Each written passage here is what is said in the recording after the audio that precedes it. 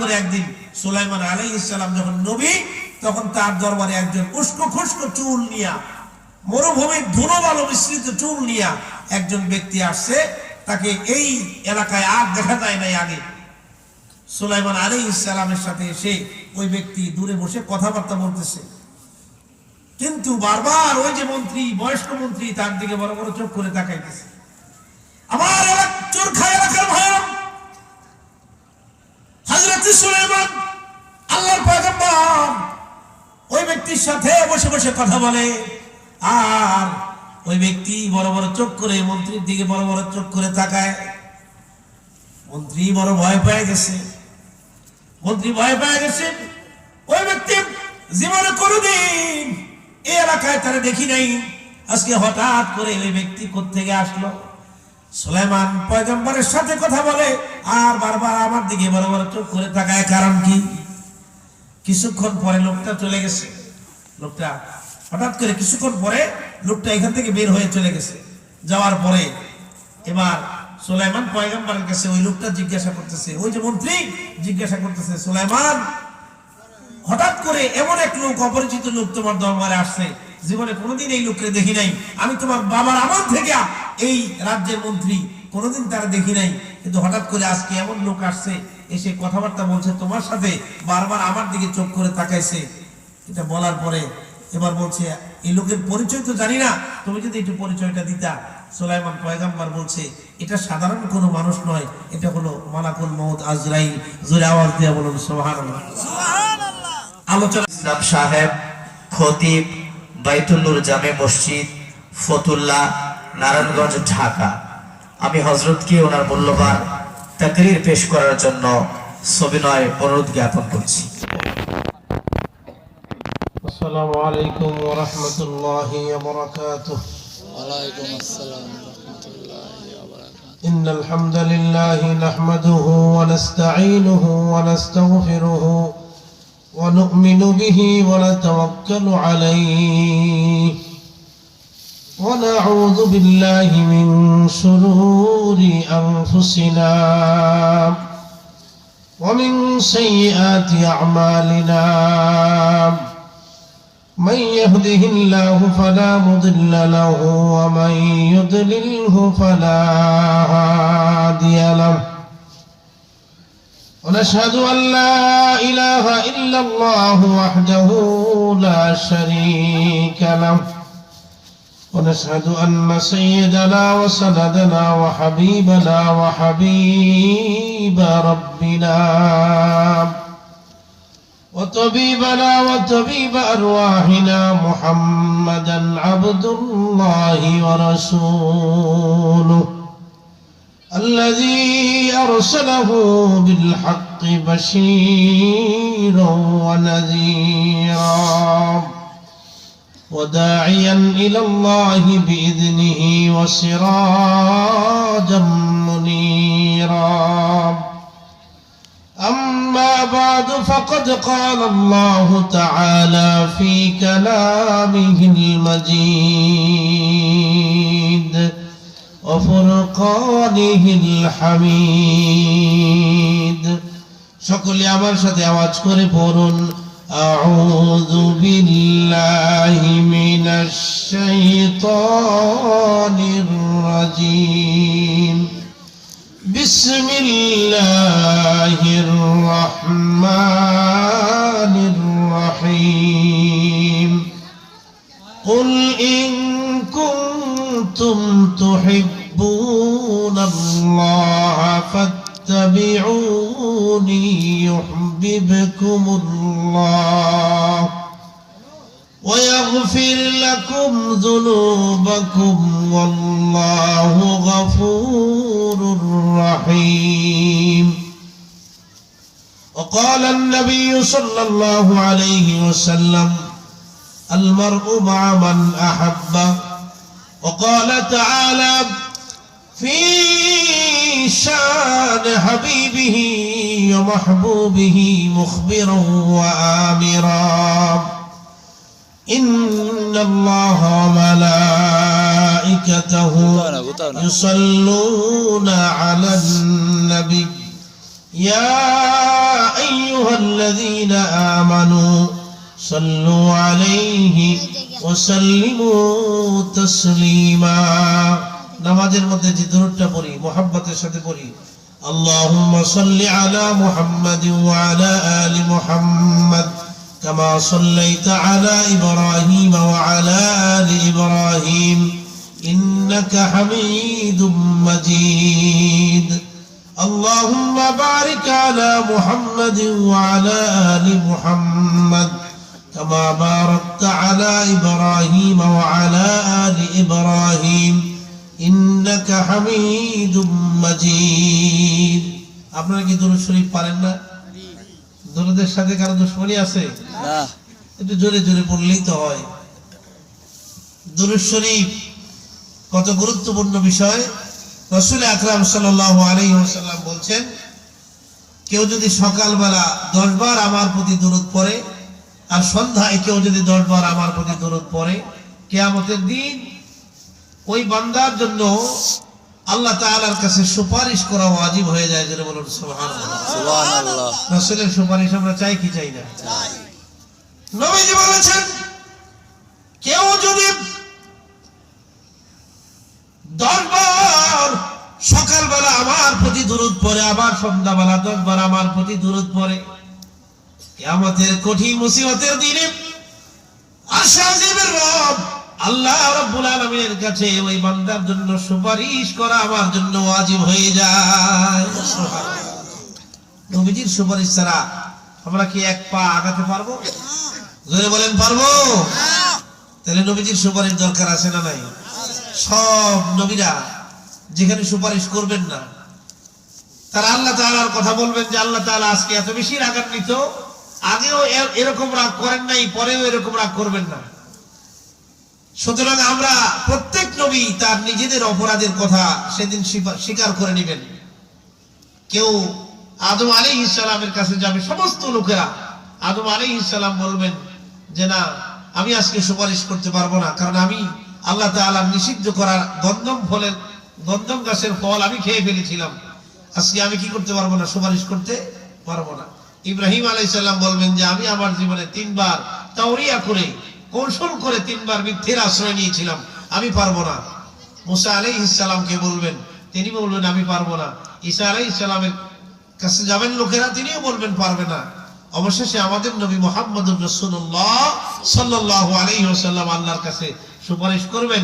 জোরে আওয়াজ দিয়ে বলুন সুবহানাল্লাহ।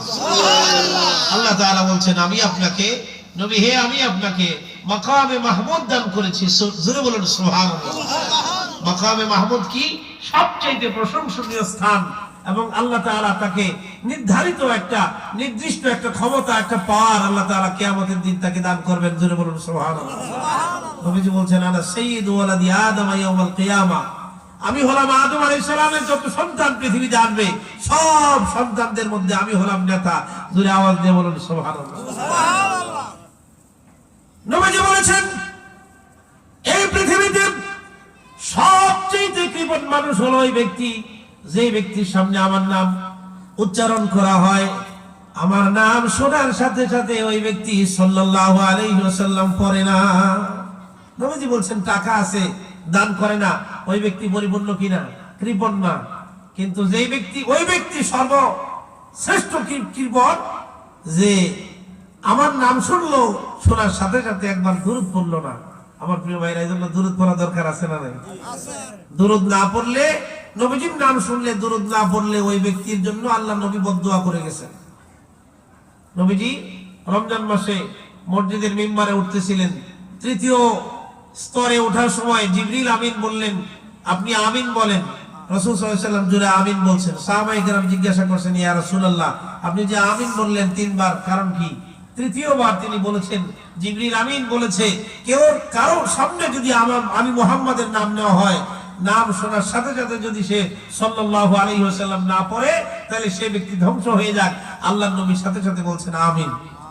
আমার প্রিয় ভাইরা, নবীজি যেহেতু আমিন বলছেন সাল্লাল্লাহু আলাইহি ওয়াসাল্লাম, দুরূদ না পড়ার কি কোনো উপায় আছে? জোরে আওয়াজ দিয়ে বলুন আছে? তাহলে আমরা যতক্ষণ বসে থাকবো ইনশাআল্লাহ, আমরা রাসূলের নাম শুনলে সাথে সাথে দুরূদ পড়বো তো ইনশাআল্লাহ। সন্ধ্যার পর থেকে আপনারা আলোচনা শুনতেছেন, আলোচনা শুনেন। কোরআনে কারীম শুধু শুনলে হবে না, মানতেও হবে? মানতে হবে। জোরে আওয়াজ দিয়ে বলেন, মানতেও হবে কোরআনে কারিমে। এবার আমি আপনাদেরকে একটু টেস্ট করব, চুরখাই এলাকার প্রিয় ভাইয়েরা আমার, আপনাদেরকে একটু টেস্ট করব যে আসলে কোরআন আপনারা শোনেন না মানেনও। পবিত্র কোরআনুল কারীমের 28 নম্বর পারা 2 নম্বর পৃষ্ঠা 12-13 নম্বর লাইন সূরাতুল মুজাদালা 11 নম্বর আয়াত আল্লাহ তাআলা ঘোষণা করেন, ইয়া আইয়ুহাল্লাযীনা আমানু ইযা ক্বিলা লাকুম তাফাসসাহু ফিল মাজালিসি ফাফসাহু ইয়াফসাহিল্লাহু লাকুম। আল্লাহ তাআলা বলেন, ও পৃথিবীর বান্দারা, তোমরা যখন দ্বীনি কোনো মজলিসে আলোচনা করার জন্য, আলোচনা শোনার জন্য বলবা, এক ভাই আরেক ভাইকে জায়গা করে দিয়া মাহফিলটাকে সুন্দর করে যদি তোমরা সাজায় বসতে পারো, আমি আল্লাহ কথা দিলাম জান্নাতে তোমাদের জন্য একটা জায়গা বরাদ্দ রাখবো। জোরে বলুন সুবহানাল্লাহ। সুবহানাল্লাহ। তাহলে দ্বীনি মাহফিলের সম্মান বজায় রাখার জন্য, বসার জন্য কে বলছেন? আল্লাহ। জোরে আওয়াজ দিয়ে বলেন, কে বলছেন? আল্লাহ। কোরআনে কারীমের সূরা মুজাদালার 11 নম্বর আয়াত। প্রিয় ভাইরা আমার, আল্লাহর আদেশ কোরআনে কারীমে আছে। এবার আপনারা মাহফিলের মাঝখানে একটু তাকায় দেখেন, ফাঁকা যে জায়গাগুলো আছে সবগুলো জায়গা আপনারা একটু পূরণ করে বলবেন কোরআনের আদেশ। আল্লাহ তাআলা এটা আদেশ করেছেন কোরআনে কারীমে, জান্নাতে যাদের জায়গা প্রয়োজন একটু মেহেরবানি করে, জান্নাতে যাদের জায়গা প্রয়োজন একটু মেহেরবানি করে সামনে আগায় আসেন। আমি আপনাদেরকে ধৈর্যচ্যুতি ঘটাবো না, যেহেতু রাত্র প্রায় 11:30 বেজে গেছে, বেশি সময় আমি আপনাদের কাছ থেকে নিব না। আপনারা এই এলাকার মানুষ, দীর্ঘ সময়ে দীর্ঘ রাত্রি আপনারা গভীর রাত পর্যন্ত আপনারা আলোচনা শুনে অভ্যস্ত, কিন্তু আমরা ঢাকার মানুষ অত বেশি আলোচনা আমরা করি না, শুনি না, কারণ রাত্র 12টার পরে আমাদের এলাকায় মাহফিল হয় না। তারপরেও যেহেতু আপনাদের এলাকায় আসছি, যেহেতু আসা হয়েছে এই চুরখাই এলাকায়, প্রথম আমি আসছি মাহফিলের উদ্দেশ্যে। আর এখানে পরিচয় হলো আমার মুরব্বী, যিনি আমার পাশে ডান পাশে বসা আছেন। হুজুর, আপনারা সকলেই আপনাদের পরিচিত। এই আপনাদের যে মসজিদ ওনার পার বলি শেখের বাড়ি বাইতুন নূর জামে মসজিদ যুব সমাজের উদ্যোগে যে মাহফিল, এই মসজিদের সম্মানিত ইমাম ও খতিব পীরে কামেল হযরত মাওলানা বিল্লাল উদ্দিন সাহেব, হুজুরের ছেলে মাওলানা ওবায়দুল্লাহ সাহেব, উনি আমার ক্লাসমেট ছিলেন, একসাথে পড়াশোনা করেছি আমরা। ছোটবেলায় একবার আপনাদের এই এলাকায় আমি এসেছিলাম, সেই সূত্রে আমার বন্ধু ওবায়দুল্লাহ আমাকে দাওয়াত করেছে, হুজুর মহব্বত করে দাওয়াত করেছেন, এজন্য এসেছি। আল্লাহ রাব্বুল আলামিন চাইলে আমি কোরআনে কারীমের সূরা আলে ইমরানের 31 এবং 32 নম্বর আয়াত তেলাওয়াত করেছি। আল্লাহ সুবহানাহু ওয়া তাআলা চাইলে এই আয়াত দুটির আলোকে আল্লাহ কাদেরকে ভালোবাসেন, আল্লাহ কাদেরকে ভালোবাসেন না, এই বিষয়ের উপরে সংক্ষিপ্ত আলোচনা করব। ওমা তাওফীকি ইল্লা বিল্লাহ আলাইহি তাওয়াক্কালতু ওয়া ইলাইহি উনীব। সকলে বলেন আমিন। আমার প্রিয় ভাইরা, আমরা যে আজকে মাহফিলে আসছি, কার সন্তুষ্টির জন্য আসছি? আল্লাহ। জোরে আওয়াজ দিয়ে বলেন, কাকে সন্তুষ্ট করব? আল্লাহ। মাহফিলে আসার কারণে আল্লাহ খুশি হয়েছেন না বেজার হয়েছেন? একজন বেজার হয়েছেন, তিনি কে? জোরে আওয়াজ দিয়ে বলেন, তিনি কে? আল্লাহর ভয় যদি অন্তরে থাকে বেশি কিছু লাগে না, ঠিক কিনা বলেন? আল্লাহর ভয় যদি অন্তরে থাকে, আপনারা যারা মাহফিলে আসছেন, আমার মা বোনেরা, পর্দার আড়ালের আলোচনা যারা শুনতেছেন আলোচনা, প্রত্যেকে বাড়ি থেকে আসছেন, প্রত্যেকের অন্তরে আল্লাহর ভয় আছে না নাই? জীবনে অনেক নামাজ কাজা করেছি আমরা, অনেক নামাজ আমরা কাজা করেছি, অনেক শয়তানের ওয়াসওয়াসায় পড়ে অনেক অপরাধ করেছি, কবিরা গুনাহ করেছি, সগীরা গুনাহ করেছি, হ্যাঁ, হাতে গুনাহ করেছি, পায়ে গুনাহ করেছি। জীবনে এমন কোন সময় নাই যে সময় আমাদের গুনাহতে কাটে নাই। কিন্তু প্রিয় ভাইরা আমার, এই গুনাহ করার পরে কোন বান্দা যখন আল্লাহকে ভয় পেয়ে আল্লাহকে সন্তুষ্ট করার জন্য আল্লাহর জমিনে কোন জান্নাতের বাগানে মজলিসে যখন এসে বসে, আল্লাহ রাব্বুল আলামিন শুধুমাত্র আল্লাহকে ভয় পাওয়ার জন্য আল্লাহ তার জীবনের গুনাহগুলো মাফ করে দেন। জোরে বলুন সুবহানাল্লাহ। আল্লাহর ভয় যদি কারো অন্তরে থাকে, আল্লাহ তাআলার ভয় যদি কারো অন্তরে থাকে, আল্লাহ তাআলা আর কিছু দেখেন না। জোরে বলুন সুবহানাল্লাহ। বনি ইসরাইলের এক ব্যক্তি ছিল, বনি ইসরাইলের এই ব্যক্তি সারাটা জীবন শুধু পাপ কাজ করছে, সারা জীবন পাপ কাজ করছে, বুখারী মুসলিমের হাদিস। সারা জীবন পাপ করার পরে এই লোকটা মৃত্যুর আগে তার ছেলে মেয়েদেরকে ডাকছে, ডাকার পরে বলছে, ও আমার ছেলে মেয়েরা, তোমাদের কাছে আমি কেমন বাবা ছিলাম, খুব ভালো বাবা ছিলেন, জীবনে আপনি আমাদের সব দায়িত্ব পালন করেছেন, কোনো কষ্ট আপনি আমাদেরকে দেন নাই।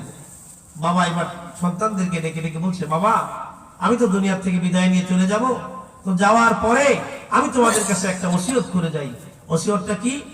আমি আমার জীবনে তেমন কোনো ভালো কাজ করতে পারি নাই, সব সময় অন্যায় অপরাধ করছি। আমি মারা যাওয়ার পরে আমার লাশটাকে তোমরা মাটিতে দাফন না করে আমার লাশটাকে তোমরা আগুনে পোড়ায় দিবে। আমার প্রিয় ভাইয়েরা, বনে ইসরাইলের ব্যক্তি তার সন্তানদেরকে ডেকে ডেকে বলে, ও আমার সন্তানেরা, জীবনে তেমন কোনো ভালো কাজ করি নাই, তেমন কোনো সবের কাজ আমি করতে পারি নাই রে বাবা। তোমরা যদি আমাকে দাফন করো আর আল্লাহ তাআলা যদি আমার এই কবর থেকে আমাকে উঠায়া আল্লাহ রাব্বুল আলামিন যদি আমাকে জিজ্ঞাসা করেন কি জন্য তুমি এত পাপ করেছো, অন্যায় করেছো, কি জবাব আমি আল্লাহ তাআলার কাছে দেব? আমার আদরের সন্তানেরা, এজন্য তোমরা আমাকে দাফন না করে আমার লাশটাকে পোড়াইয়া ছাইটাকে দুইটা ভাগ করবা। একটা ভাগ তোমরা জমিনের মধ্যে ছড়ায় ছিটিয়ে দিবা, আর একটা ভাগ যেদিন তুমুল বেগে ঝড় তুফান হয়, বৃষ্টি হয়, ওই মুহূর্তে তোমরা যায় সমুদ্রের পাড়ে দাঁড়াবা। একটা ভাগ ছাইকে তোমরা ওই ঝড়ো বাতাসের মধ্যে তোমরা ফেলে দিবা, সমুদ্রের মধ্যে এগুলোকে তোমরা বিলীন করে দিবা, যাতে আল্লাহ রাব্বুল আলামিনের সামনে আমাকে দাঁড়াতে না হয়। আমার প্রিয় ভাইয়েরা, আল্লাহ তাআলা এই ঘটনা ঘটার পরে সন্তান উনি যখন মারা গেলেন, সন্তানরা যখন তাকে আগুনে পোড়াইয়া ছাইটাকে দুইটা ভাগ করে জমিনের মধ্যে ফেলে দিল, আল্লাহ রাব্বুল আলামিন সাথে সাথে জমিনকে ডাক দিলেন, ও জমিন, জমিন রে, আমার বান্দা লাশ পোড়াইয়া ছাই যে তোমার মধ্যে ফেললো, ওই ছাইগুলোকে তুমি একত্রিত করে ফেলো। আমার প্রিয় ভাইয়েরা, চুরখাই এলাকার প্রিয় ভাইয়েরা, আমার আলোচনা শুনে থাকলে বুঝে থাকলে বলেন, আল্লাহ রাব্বুল আলামিনের এই ক্ষমতা আছে না নাই? জোরে আওয়াজ দিয়ে বলেন, আছে না নাই? আছে। আল্লাহ তাআলা বলেন, ইন্নামা আমরুহু ইযা আরাদা শাইআন আন ইয়াকুলা লাহু কুন ফায়াকুন। আমার আল্লাহ তাআলা যখন কোনো কিছু করতে চান, তখন আল্লাহ তাআলা শুধু বলেন কুন। কুন বলার সাথে সাথে এক সেকেন্ডের দেরি হয় না। জোরে জোরে আওয়াজ দিয়ে বলুন সুবহানাল্লাহ। আল্লাহ রাব্বুল আলামিন জমিনকে ডাক দিলেন, জমিন রে, আমার এই বান্দার দেহটাকে তুমি একত্র করে দাও। সমুদ্রকে ডাক দিলেন, ও সমুদ্র, আমার এই বান্দার দেহটাকে তুমি আবার আগের মতো আমার কাছে ফিরিয়ে দাও। জমিন কথা শুনলো আল্লাহর, সমুদ্র কথা শুনলো আল্লাহর, সাথে সাথে ওই বান্দা আল্লাহর সামনে দাঁড়িয়ে গেল। জোরে বলুন সুবহানাল্লাহ। যেমন ছিল এমনই মানুষকে আল্লাহ তাআলা আবার পুনরুত্থিত করবেন, আবার কবর থেকে একদিন মানুষকে উঠাবেন। যেদিন উঠাবেন সেদিন আল্লাহ তাআলা কোত্থেকে উঠাবেন? মানুষের সব সারাটা দেহ মাটি খেয়ে ফেলবে, কিন্তু একটা দেহ, একটা অংশ খেতে পারবে না। সেটি হলো মানুষের মেরুদণ্ডের সর্বশেষ কোষ, যেটা এটাকে পুচ্ছহাড় বলা হয়। 8টা জিনিস ধ্বংস হবে না, 8টা জিনিস ধ্বংস হবে না। এর মধ্যে একটা হলো মানব দেহের মেরুদণ্ডের সর্বশেষ কোষ। এটা আল্লাহ তাআলা ধ্বংস করবেন না, না আগুনে পড়বে, না জমিনে মাটিতে এটা খেয়ে ফেলবে। জোরে বলুন সুবহানাল্লাহ। সুবহানাল্লাহ। ওই অংশ থেকে আল্লাহ তাআলা এই বান্দাকে উঠালেন, উঠায় বললেন, বান্দা, তুমি তোমার সন্তানদেরকে এই ওসিয়তটা কেন করলা? আমার প্রিয় ভাইয়েরা, আল্লাহ তাআলা ওই বান্দাকে যখন ডাক দিলেন, বান্দা ডাক দেওয়ার পরে আল্লাহ তাআলার কাছে বান্দা বলে, আল্লাহ গো, তোমার সামনে কি নিয়ে দাঁড়াবো? জীবনে তো কোনোদিন ভালো তেমন কোনো কাজ করতে পারি নাই, সারাটা জীবন শুধু অন্যায় করেছি, অপরাধ করেছি, পাপাচার করেছি। আল্লাহ গো, কেমনে তোমার সামনে দাঁড়াবো? এই জন্য আমার সন্তানদেরকে বলেছি, আমার লাশটা পুরাইয়া ছাইগুলো যাতে জমিনের মধ্যে, সমুদ্রের মধ্যে ছড়াইয়া দেয়। আমার প্রিয় ভাইরা, এই জন্য আল্লাহ রাব্বুল আলামিন ওই বান্দাকে ডেকে ডেকে বলে, বান্দারে, তুমি এই কাজটা কেন করলা? বান্দা ডেকে ডেকে বলে, আল্লাহ, তোমার ভয় করছি। তুমি যদি আমাকে ডাক দিয়া তোমার সামনে দাঁড় করাও, কি জবাব আমি দিব? তোমার ভয়ে আমি এই কাজটা করছি। আল্লাহ রাব্বুল আলামিন ডাক দিয়া বলে, বান্দারে, যদি তুমি সত্যি সত্যি আমি আল্লাহকে ভয় পেয়ে এই কাজ করে থাকো, ইজ্জতের কসম, আমি ইজ্জতের কসম খেয়ে বলি, আমার বান্দা, আমি তোমাকে এই মুহূর্তে ক্ষমা করে দিলাম। জোরে বলুন সুবহানাল্লাহ। বান্দার ভালো একটা গুণ ছিল, সেটা হলো তাওহীদ ছিল। এক আল্লাহকে বান্দা বিশ্বাস করত, কিন্তু জীবনে কোনো ভালো কাজ করতে পারে না। আমার প্রিয় ভাইরা, এক আল্লাহর প্রতি বিশ্বাস আমাদের আছে না নাই? জোরে আওয়াজ দিয়ে বলেন, আছে না নাই? জীবনে হয়তো আমরা ভুল করে অনেক নামাজ কাজা করছি, কিন্তু আল্লাহ তাআলা চাইলে আমাদেরকে ক্ষমা করতে পারেন কিনা? জোরে আওয়াজ দিয়ে বলেন, পারেন কিনা? বনি ইসরাইলের এক ব্যক্তি 100 খুন করছিল, আল্লাহ তারেও মাফ করে দিয়েছে, ঠিক কিনা বলেন? তওবার নিয়ত করে সে বাড়ি থেকে বের হয়েছে, তওবার নিয়ত করে বের হয়েছে, তো যাওয়ার পথে তার আজরাইল চলে আসছে, ওখানে সে মারা গেছে। মারা যাওয়ার পরে আল্লাহ তাআলা ফেরেশতা পাঠায় দিয়া তার বাড়ি থেকে সে তওবার নিয়ত করে যেখানে যাচ্ছিল ওই জমিনটাকে আল্লাহ তাআলা মাফ করছেন ফেরেশতারা দিয়া। সুবহানাল্লাহ। মাফ করার পরে দেখা গেছে সে মৃত্যুর আগে বুকের উপর হাওয়া করে দিয়া সে চাচ্ছিল একটু সামনে আগায় যাওয়ার জন্য, সামনে আগায় যাওয়ার জন্য, কিন্তু তা যেতে পারে নাই। যাওয়ার আগেই তার মৃত্যু হয়ে গেছে। আল্লাহ তাআলা জমিনকে আদেশ করছেন, জমিন রে, তুমি আমার বান্দার জন্য প্রশস্ত হয়ে যাও। জোরে বলুন সুবহানাল্লাহ। তওবার নিয়ত করে কোন বান্দা যদি বাড়ি থেকে বের হয়, তাহলে আল্লাহ তাআলা ওই মুহূর্তেই বান্দার জীবনের গুনাহগুলো আল্লাহ মাফ করে দেন। জোরে বলুন সুবহানাল্লাহ। আমার প্রিয় ভাইরা, আমরা যে এখানে বাড়ি থেকে আসছি, বাড়িতে আবার ফিরে যেতে পারবো এরকম গ্যারান্টি কারো আছে? জোরে বলেন, আছে? সুতরাং আজকের এই মাহফিলটা আমাদের জীবনের শেষ মাহফিল হতে পারে, ঠিক কিনা বলেন? যদি শেষ মাহফিল হয়ে যায়, তাহলে আমরা আজকের মাহফিল থেকে জীবনে কি প্রস্তুতি গ্রহণ করলাম, ঠিক কিনা বলেন? কি প্রস্তুতি গ্রহণ করলাম? মৃত্যু থেকে কেউ পলায়ন করতে পারে নাই, ঠিক কিনা বলেন? আমাদেরকেও একদিন মরতে হবে। দুনিয়াতে অনেক রাজা বাদশা চেয়েছিলেন যে দুনিয়াতে থাকার জন্য, ঠিক কিনা বলেন? কিন্তু কেউ থাকতে পারেন না। দুনিয়াতে সব বিষয়ে বিতর্ক আছে। সব বিষয় কি আছে? তর্ক, বিতর্ক, পরামর্শ, এগুলো আছে। এমনকি স্বয়ং সৃষ্টিকর্তা আল্লাহ রাব্বুল আলামিনকেও, আমাদের রব আল্লাহ তাআলা সম্পর্কেও একটা শ্রেণীর মানুষ আছে পৃথিবীতে যারা বলে দেয়ার ইজ নো গড, আল্লাহ নাই। নাউজুবিল্লাহ বলে। যারা নাস্তিক, নিজেদেরকে এথিস্ট বলে পরিচয় দেয়, নাস্তিক যারা, তারা বলে যে আল্লাহ বলতে কিছু নাই। নাউজুবিল্লাহ বলেন। কিন্তু বন্ধু, যে নাস্তিকেরা এই কথা স্বীকার করে, এই কথা বিশ্বাস করে আল্লাহ বলতে কিছু নাই, সেই নাস্তিকের কাছেও যদি আপনি জিজ্ঞাসা করেন তুমি কি মরবা নাকি, সে কি বলবে? অবশ্যই মরবো, ঠিক কিনা বলেন? মৃত্যুর ব্যাপারে কারো কোনো সন্দেহ? আমার প্রিয় ভাইয়েরা, মরতেই আপনাকে হবে, একদিন আগে কিংবা পরে, ঠিক কিনা বলেন? এই জন্য মরণের প্রস্তুতি নেওয়া দরকার আছে না নাই? হযরত সুলাইমান আলাইহিস সালামের নাম আপনারা শুনছেন। দাউদ আলাইহিস সালাম অনেক বড় একজন প্রেসিডেন্ট ছিলেন, আল্লাহ তাআলার পক্ষ থেকে একজন বড় নবী ছিলেন তিনি। দাউদ আলাইহিস সালামের কণ্ঠ বড় চমৎকার ছিল। দাউদ আলাইহিস সালাম যখন জাবুর কিতাব তেলাওয়াত করতেন, আসমানের পাখি দাউদ আলাইহিস সালামের কাছে এসে জাবুর কিতাব শুনতো। জোরে বলুন সুবহানাল্লাহ। দাউদ আলাইহিস সালামের একজনের মন্ত্রী আছে। দাউদ আলাইহিস সালামের মন্ত্রী পরিষদের একজন মন্ত্রী ছিলেন, অনেক প্রবীণ মন্ত্রী। তো দাউদ আলাইহিস সালামের ইন্তেকালের পরে ওই মন্ত্রী আবার পরবর্তীতে দাউদ আলাইহিস সালামের সন্তান সুলাইমান আলাইহিস সালাম পরবর্তীতে দাউদ আলাইহিস সালামের এই রাজ্যের রাজা হয়েছেন, প্রেসিডেন্ট হয়েছেন। সুলাইমানের বয়স তখন 12 বছর। জোরে বলুন সুবহানাল্লাহ। মাত্র 12-13 বছর বয়সে বিশাল রাজ্যের মালিক হয়ে গেছেন। কে? নাম কি? হযরত সুলাইমান। তিনি 40 বছর বয়সে নবুয়ত প্রাপ্ত হয়েছেন। কিন্তু এই রাজ্যে ওই যে বাবা দাউদ আলাইহিস সালামের সময় একজন মন্ত্রী ছিল, ওই মন্ত্রী এখনো সুলাইমান আলাইহিস সালামের রাজ্যের মন্ত্রী। সুবহানাল্লাহ বলেন। দীর্ঘ সময় এই রাজ্যের তিনি মন্ত্রী। হঠাৎ করে একদিন সুলাইমান আলাইহিস সালাম যখন নবী, তখন তার দরবারে একজন উস্কো খুস্কো চুল নিয়া, মরুভূমির ধুলো বালু মিশ্রিত চুল নিয়া একজন ব্যক্তি আসছে। তাকে এই এলাকায় আর দেখা যায় নাই আগে।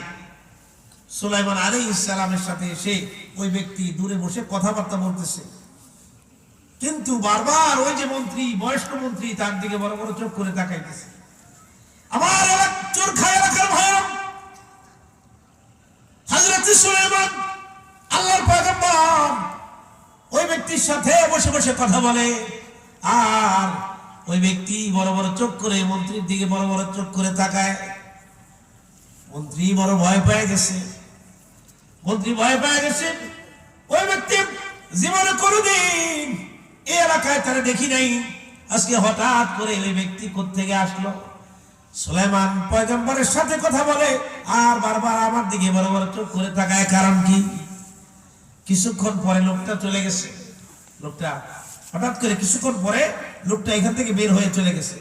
যাওয়ার পরে এবার সুলাইমান পয়গম্বরের কাছে ওই লোকটা জিজ্ঞাসা করতেছে, ওই যে মন্ত্রী জিজ্ঞাসা করতেছে, সুলাইমান হঠাৎ করে এমন এক লোক, অপরিচিত লোক তোমার দরবারে আসছে, জীবনে কোনোদিন এই লোককে দেখি নাই, আমি তোমার বাবার আমল থেকে এই রাজ্যের মন্ত্রী, কোনোদিন তারা দেখি নাই, কিন্তু হঠাৎ করে আজকে এমন লোক আসছে, এসে কথাবার্তা বলছে তোমার সাথে, বারবার আমার দিকে চোখ করে তাকাইছে। এটা বলার পরে এবার বলছে, এই লোকের পরিচয় তো জানি না, তুমি যদি একটু পরিচয়টা দিতা। সুলাইমান পয়গম্বর বলছে, এটা সাধারণ কোনো মানুষ নয়, এটা হলো মালাকুল মউত আজরাইল। জোরে আওয়াজ দিয়ে বলুন সুবহানাল্লাহ। আলোচনা বুঝে থাকলে বলেন, সুলাইমানের এই মন্ত্রীর আগে ভয় যা ছিল, ভয়ের পরিমাণ এখন বাড়ছে না কমছে? আমার প্রিয় ভাইয়েরা, হযরত সুলাইমানের কাছে এবার মন্ত্রী ডাক দিয়ে বলেন, ও সুলাইমান, তোমার তো অনেক পাওয়ার, তোমার তো অনেক ক্ষমতা। সুলাইমান আলাইহিস সালামের কেমন পাওয়ার ছিল, কেমন ক্ষমতা ছিল? কোরআনে কারীম বলছে, সুলাইমান পয়গম্বর আল্লাহর কাছে দোয়া করেছিলেন, ক্ষমতার জন্য তিনি দোয়া করেছিলেন, পাওয়ার পাওয়ার জন্য দোয়া করেছিলেন। তিনি আল্লাহর কাছে বলেছেন, ক্বালা রাব্বি হাবলি মুলকান লা ইয়ানবাগি লিআহাদিন মিন বাদি ইন্নাকা আনতাল ওয়াহ্হাব। আল্লাহ গো, তুমি আমাকে এমন একটা রাজত্ব দান করো, এমন একটা ক্ষমতা, এমন একটা পাওয়ার তুমি আমারে দাও, আমার পরে কিয়ামত পর্যন্ত এরকম ক্ষমতার মালিক কেউ হবে না। জোরে বলেন সুবহানাল্লাহ। সুলাইমান পয়গম্বরকে আল্লাহ তাআলা কেমন পাওয়ার দিয়েছিলেন, তিনি দোয়া করছেন যে আমার পরে কিয়ামত পর্যন্ত আর কেউ যাতে এরকম রাজত্বের মালিক হতে পারে না। জোরে আওয়াজ দিয়ে বলুন সুবহানাল্লাহ। সুলাইমানের রাজত্বটা বর্তমান প্রেসিডেন্ট, আমেরিকার প্রেসিডেন্ট ডোনাল্ড ট্রাম্পের মতো ছিল না? জোরে বলেন। ডোনাল্ড ট্রাম্পের যে ক্ষমতা, সুলাইমানের ক্ষমতা কম ছিল না বেশি ছিল? কেমনে বুঝলেন বেশি ছিল? ভ্লাদিমির পুতিন রাশিয়ার প্রেসিডেন্ট, বাংলাদেশের মতো 103টা দেশ একত্রিত করলে যেই দেশের সমান হবে না, ওই দেশের নাম হলো রাশিয়া। আচ্ছা বলেন, রাশিয়ার যে প্রেসিডেন্ট ভ্লাদিমির পুতিন, ভ্লাদিমির পুতিনের ক্ষমতার চাইতে সুলাইমানের ক্ষমতা কম ছিল না বেশি ছিল? কেমনে? তিনি আল্লাহর কাছে দোয়া করছেন যে আল্লাহ আমার পরে কিয়ামত পর্যন্ত এরকম ক্ষমতার মালিক যাতে আর কেউ না হয়। আমার প্রিয় ভাইয়েরা, হযরত সুলাইমানকে আল্লাহ তাআলা কেমন ক্ষমতার মালিক বানিয়েছিলেন, একটা দুইটা উদাহরণ দিলে আপনি বুঝতে পারবেন। আল্লাহ তাআলা কোরআনে কারীমে বলছেন, ওয়ালি সুলাইমান আর-রিহা গুদুবুহা শাহরু ওয়া রাওয়াহুহা শাহর। আল্লাহ তাআলা বলেন, আমি আমার পয়গম্বর সুলাইমানকে এমন পাওয়ার দিয়েছিলাম, এমন ক্ষমতা দিয়েছিলাম।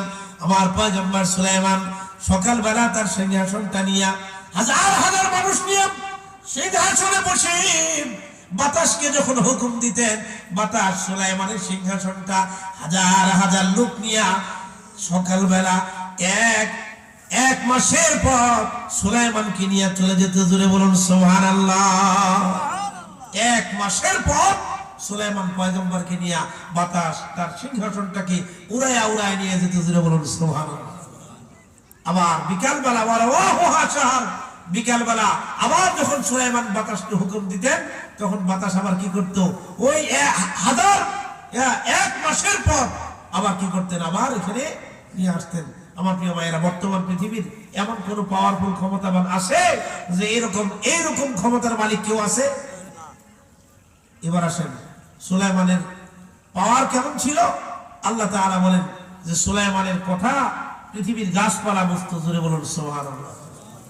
গাছপালার ভাষা সুলাইমান বুঝতেন, এমনকি জমিনের পিপিলিকা, যে পিঁপড়া আমরা দেখি, এই পিঁপড়ার ভাষা পৃথিবীর কেউ বুঝে? জোরে আওয়াজ দিয়ে বলেন, বুঝে? কিন্তু বাদশা সুলাইমান পিঁপড়ার ভাষা বুঝতেন। জোরে বলুন সুবহানাল্লাহ। মাছের ভাষা বুঝতেন, প্রাণীর ভাষা বুঝতেন। এমন সব ক্ষমতা দিয়া আল্লাহ তাআলা সুলাইমান পয়গম্বরকে রাজত্ব দান করছিলেন। সেই সুলাইমানের রাজ দরবারের মন্ত্রী, তিনি বলতেছেন, সুলাইমান আপনি আল্লাহর কাছে একটু দোয়া করেন, আপনি বাতাসকে একটু হুকুম করেন, আপনার দরবারে ওই ব্যক্তি আসছে, মালাকুল মউত আজরাইল আসছে, আপনার সাথে কথা বলছে, কিন্তু বারবার আমার দিকে বড় বড় চোখ করে তাকাইছে, আমার কিন্তু নিস্তার নাই, নিশ্চয়ই সে আমাকে আমার জান কবজ করার জন্য আসছে, আপনি বাতাসকে হুকুম করেন বাতাস যাতে এই মুহূর্তে আমাকে দূরবর্তী কোনো পাহাড়ের উপরে আমাকে নিয়ে রেখে আসে, যাতে মালাকুল মউত আজরাইল আমাকে না পায়। কথা বুঝতেছেন আমার প্রিয় ভাইয়েরা? হযরত সুলাইমান পরের দিন হযরত সুলাইমান সাথে সাথে সুলাইমান ওই মন্ত্রীকে বাতাসকে হুকুম করলেন, বাতাসে আমার মন্ত্রীকে তোমরা নিয়ে যাও। বাতাসকে হুকুম করলেন আমার মন্ত্রীকে হিন্দুস্তানের কোন একটা পাহাড়ের উপর নিয়ে রেখে আসো। সাথে সাথে বাতাস মন্ত্রীকে নিয়ে গেল। পরের দিন আবার হযরত সুলাইমান রাজ দরবারে ওই মালাকুল মউত আজরাইল হাজির হয়ে গেছে। এবার ডাক দিয়া বলে, ও মালাকুল মউত আজরাইল, গতকালকে তুমি আমার দরবারে আসছিলা, আমার সাথে কথাবার্তা বলছিলা, কিন্তু রে মালাকুল মউত বারবার আমার মন্ত্রীর দিকে বড় বড় চোখ করে কেন তুমি তাকাইছিলা, এর কারণ কি আমার কাছে ব্যাখ্যা করো। মালাকুল মউত আজরাইল বলে, ও বাচ্চা সুলাইমান, আমি আপনার দরবারে যোহরের নামাজের আগে আসছি, আর আল্লাহ তাআলা যোহরের নামাজের পরে আপনার এই মন্ত্রী জান কবজ করার জন্য আমাকে বলেছেন, আদেশ করেছেন জান কবজ করব। ও সুলাইমান, হিন্দুস্তানের পাহাড়ের উপরে জান কবজ করার কথা বলছেন, কিন্তু যোহরের নামাজের আগে আপনার দরবারে এসে দেখি আপনার মন্ত্রী আপনার এখানে বসে আছে। এজন্য আমি আশ্চর্য হয়ে গেছি, কেমনে আপনার মন্ত্রী জান আমি কবজ করব? মন্ত্রী তো এখানে বসা, আল্লাহ তো আমাকে হুকুম করছেন হিন্দুস্তানের পাহাড়ের উপরে গিয়া তার জান কবজ করার জন্য। মালাকুল মউত আজরাইলকে সুলাইমান পয়গম্বর জিজ্ঞাসা করেন, ও মালাকুল মউত আজরাইল, তারপরে তুমি কি করলা? বলে, আমি দেরি না করে একটা উড়াল দিয়ে ওখানে চলে যাই, চলে যাওয়ার পরে ওখানে গিয়ে দেখি আপনার মন্ত্রী, আপনার ওই উজির, আমি আজরাইলের আগে ওই জায়গায় গিয়ে বসে আছে। জোরে বলুন সুবহানাল্লাহ। এরপর আমি আপনার ওই মন্ত্রীর জানটা কবজ করে নিলাম। আমার প্রিয় ভাইয়ের জন্য মৃত্যু থেকে বাঁচার কোন পথ আমাদের নাই, আছে নাকি? কবি বলেছেন, মরণ থেকে যতই পালাও মরণ তোমায় লইবে ঘিরি, যদিও সুদূর আকাশ পানে পালাও সেথায় লাগিয়ে সিঁড়ি। সবাই বলেন, মরণ থেকে যতই পালাও মরণ তোমায় লইবে ঘিরি, যদিও সুদূর আকাশ পানে পালাও সেথায় লাগিয়ে সিঁড়ি। ঠিক কিনা বলেন? আল্লাহ বলছেন, আইনামা তাকুনু ইউদরিকুমুল মাউতু ওয়ালাউ কুনতুম ফি বুরুজিন মুশাইয়াদা। তোমরা যদি নিশ্চিদ্র কোনো ঘরের মধ্যে গিয়া, কোনো প্রাচীরের মধ্যে গিয়া তোমরা ঢুকো, নিজেদেরকে বাঁচানোর জন্য চেষ্টা করো, এরপরেও তোমরা বাঁচাতে পারবে কুল ইয়াতাওয়াফাকুম মালাকুল মাউত আল্লাযী মুক্কিলা বিকুম সুম্মা ইলা রাব্বিকুম তুরজাউন। মালাকুল মাউত আজরাইল তার জান কবজের যে দায়িত্ব, এই দায়িত্ব তাকে দেওয়া হয়েছে, নির্দিষ্ট সময় সে যাবে, গিয়ে তোমাদের জান কবজ করবে। জোরে বলুন সুবহানাল্লাহ। আমার প্রিয় ভাইয়েরা, আমি আপনাদের কাছে বলছিলাম দুটি আয়াতের বিষয়ে আমি আজকে আলোচনা করব। একটি হলো সূরা আল ইমরানের 31 এবং 32 নম্বর আয়াত। আমি যদি আধা ঘন্টা আলোচনা করি, আপনারা সবাই মনোযোগ দিয়ে শুনবেন ইনশাআল্লাহ। আধা ঘন্টা সময় বসবেন ইনশাআল্লাহ, না উঠে যাবেন। আমাকে অনেক পরে দেওয়া হয়েছে, আমি আরো আগে আলোচনা করার জন্য বলেছিলাম, কিন্তু মুরব্বী বলেছেন যে যেহেতু হাবিবুর রহমান যুক্তিবাদী সাহেব আগে আলোচনা করে চলে যাবেন, আপনি একটু পরে আলোচনা করেন। এজন্য আজকে আমি আপনাদের এখানে আলোচনা করছি। আবার সেই নারায়ণগঞ্জে গিয়ে আমাকে জুমা পড়াইতে হবে কালকে, আবার কালকে রাত্রে আলোচনা করতে হবে কুমিল্লা, ওই দাউদকান্দি ব্রিজের ওই পারে গৌরীপুরের ওদিকে। আমার প্রিয় ভাইয়েরা, এই জন্য আপনারা মেহেরবানি করে যতক্ষণ আলোচনা শুনবেন খুব মনোযোগ সহকারে শুনবেন ইনশাআল্লাহ। বলেন জোরে আওয়াজ দিয়ে বলেন ইনশাআল্লাহ। আল্লাহ যেন কবুল করেন, সকলে বলেন আমিন। আমার প্রিয় ভাইয়েরা, পবিত্র কোরআনুল কারীমের 3 নম্বর পারা 13 নম্বর পৃষ্ঠা 3-4 নম্বর লাইন সূরা আলে ইমরান 31 নম্বর আয়াতে আল্লাহ পাক ঘোষণা করেন, কুল ইন কুনতুম তুহিব্বুনাল্লাহ ফাত্তাবিউনি ইউহিব্বুকুমুল্লাহ। আল্লাহ তাআলা বলেন, হে নবী আপনি ঘোষণা করে দেন, কিয়ামত পর্যন্ত পৃথিবীতে আপনার যত উম্মত আসবে তাদের মধ্যে আপনি ঘোষণা করে দেন, তোমরা যদি আমি আল্লাহকে ভালোবাসো, তোমরা যদি আমি আল্লাহকে ভালোবাসো, আমি আল্লাহ তোমাদেরকে ভালোবাসি, এটা যদি তোমরা চাও, তাহলে তোমাদের 1 নাম্বার কাজ হলো তোমরা আমার নবীর অনুসরণ করবে। জোরে বলুন সুবহানাল্লাহ। 1 নাম্বার কাজ কি? আল্লাহর নবীর অনুসরণ করা। আল্লাহর নবীর অনুসরণ করতে হবে, রাসূলুল্লাহ সাল্লাল্লাহু আলাইহি ওয়াসাল্লামকে অনুসরণ করতে হবে। কথাটা কার? জোরে আওয়াজ দিয়ে বলেন কথাটা কার? আল্লাহ তাআলা বলছেন আল্লাহকে যদি আমরা ভালোবাসি তাহলে আমাদের এক নম্বর কাজ হলো আল্লাহর নবীকে অনুসরণ করা। নবী আমাদেরকে যেমনি চলতে বলেন সেভাবে চলা, ঠিক কিনা বলেন? তাই আল্লাহর নবী, আল্লাহকে আমরা ভালোবাসি আর আল্লাহ আমাদেরকে ভালোবাসুক, এটা আমরা চাই কি চাই না? আমার প্রিয় ভাইরা, ভালোবাসা এটা হলো গোপন জিনিস। ভালোবাসা কার অন্তরে কার প্রতি কেমন আছে এটা বোঝা যাবে কি দিয়া? তার ব্যবহার দেখে, লক্ষণ দেখে, চিহ্ন দেখে, ঠিক কিনা বলেন? আল্লাহ তাআলা বলছেন কোন বান্দা আমি আল্লাহকে ভালোবাসে কিনা এটা আমি বুঝবো আমার এই বান্দা আমার নবীকে অনুসরণ করে কিনা, ঠিক কিনা বলেন? আমার নবীর অনুকরণ যদি বান্দার ভিতরে পাওয়া যায় তাহলে বুঝবো ওই বান্দা আমি আল্লাহকে ভালোবাসে। আর যদি ওই আল্লাহ আমার ভালোবাসা, আমার নবীর ভালোবাসা, নবীর সুন্নতের মহব্বত যদি তার অন্তরে না থাকে তাহলে আমি বুঝবো বান্দা মুখে মুখে বলছে এক কথা কিন্তু তার অন্তরে হলো আরেক কথা, ঠিক কিনা বলেন? এজন্য কবি নজরুল বলছিলেন আল্লাহকে যে পাইতে চায় হযরতকে ভালোবেসে, আল্লাহকে যে পাইতে চায়, সবাই বলেন আমিন। আল্লাহকে যে পাইতে চায় হযরতকে ভালোবেসে, আল্লাহকে যে পাইতে চায় আরশ কুরসি লৌহ কলম না চাইতে পেয়েছে সে। আল্লাহু আকবার। রাসূল নামের রশি ধরে যেতে হবে আল্লাহর ঘরে, নদী তরঙ্গে যে পড়েছে ভাই দরিয়াতে সে আপনি মেশে, হযরতকে ভালোবেসে আল্লাহকে যে পাইতে চায়, পড়েন আমিন। তাহলে আল্লাহর নবীকে, আল্লাহকে ভালোবাসতে হলে, আল্লাহকে পেতে হলে তার এক নম্বর কাজ হলো আল্লাহর নবীকে ভালোবাসা, ঠিক কিনা বলেন? নবীর ভালোবাসা কারো অন্তরে যদি থাকে, নবীর ভালোবাসা কারো মহব্বতে কারো দিলে যদি থাকে তাহলে আল্লাহ তাআলা বলছেন, এবার আল্লাহ তাআলা বলেন ইউহিব্বুকুমুল্লাহ, আমি আল্লাহ নিজে ওই বান্দাকে ভালোবাসবো। জোরে আওয়াজ দিয়ে বলেন সুবহানাল্লাহ। কবি নজরুল কি চমৎকার করে রাসূলের প্রেমে, রাসূলের মহব্বতে ইসলামী সঙ্গীত রচনা করে গেছেন। আল্লাহ যেন তাকে মাফ করে দেন, সবাই বলেন আমিন। তার জীবনের ইচ্ছা ছিল মসজিদেরই পাশে আমায় কবর দিও ভাই, যেন ঘুরে থেকেও মুয়াজ্জিনের আযান শুনতে পাই, মসজিদেরই পাশে আমায় কবর দিও ভাই, ঠিক কিনা বলেন? কত চমৎকার করে আল্লাহর নবীর শানে ইসলামী সঙ্গীত তিনি রচনা করে গেছেন।